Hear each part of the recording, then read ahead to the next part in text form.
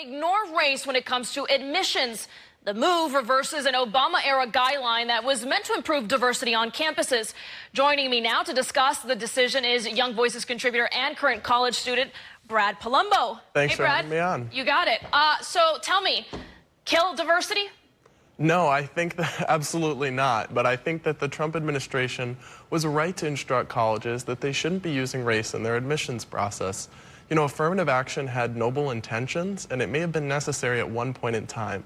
But today it's devolved into a system of discrimination and race quotas that's hurting everybody, including some minority students. So I'll read you what one of your guys said. Justice Anthony Kennedy in 2016, when SCOTUS upheld University of Texas versus Abigail Fisher, a white woman who was suing because of affirmative action, he said, quote, "Considerable deference is owed to a university in defining those intangible characteristics like student body diversity that are central to its identity and educational mission."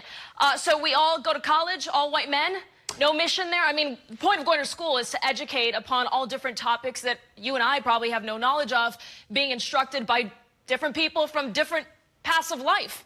Yeah, well, I think a couple things there are missing the point. For one thing, Justice Kennedy seems to have been missing the fact, and I usually agree with the justice, but not in this case, he's missing the fact that the 14th Amendment is very clear that at the Protection Clause states that the government at public universities cannot be discriminating among students along the lines of race. And to give one student a benefit based on their race, you have to give someone else a penalty. That's just simply logically how it works. But actually, it's not about just having white men at colleges. No, no, no. Minority students can absolutely compete in a race-blind admissions process, and you can still have a diverse campus. But if I, a Hispanic female, score 1 point below you, a white male, then I'm denied based on your principle. No, I think, first of all, no college admissions process is based on SAT scores alone. But I'm just saying in general, any point.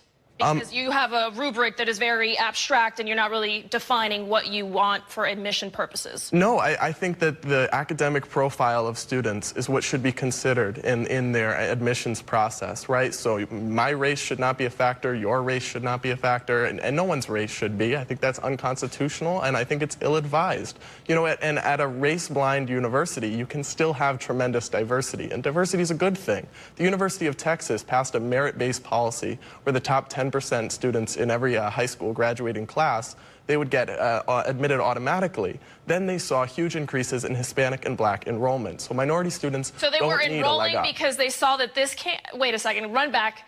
You're saying that this went through saying that based on what academics, now more minorities were looking to get into UT? No, not the University of Texas system, right? They adopted a merit-based policy where they would admit anyone in the top 10% of their high school graduating class. So out the door went affirmative action, but in came all the blacks and the Hispanics? They went away from race-based policy, but they went to merit-based, and students of color continued to do very well. So I think that's the key contention here. Quick question. Do you regard the Constitution as a law of the land? I do, and I do think that the Fisher case incorrectly decided, so I hopefully... So if you were running admissions for a public university, then you would have to abide by affirmative action, right? Well, I don't know that the Supreme Court case says they have to. I know it says they currently can, so I'm sure that that's an option. I would like to see, now with President Trump appointing another justice, I would like to see that case overturned, right? Because racial discrimination is blatantly unconstitutional, in my opinion. So I think that in your opinion, because it is constitutional in public universities, they're still going to follow affirmative action. And many private universities saying they, too, will continue to abide by their admission policies as they have been for many years since the Kennedy era. Yeah, you know, that's their prerogative. That's the current law. But I think that it's unfortunate to see, because I think that that is not currently needed, and I think it sets a tone of racial tension in between groups that I think that we should just have a fair policy that treats everyone the same. Brad Polumbo, thank you. Thank you. We'll be right back.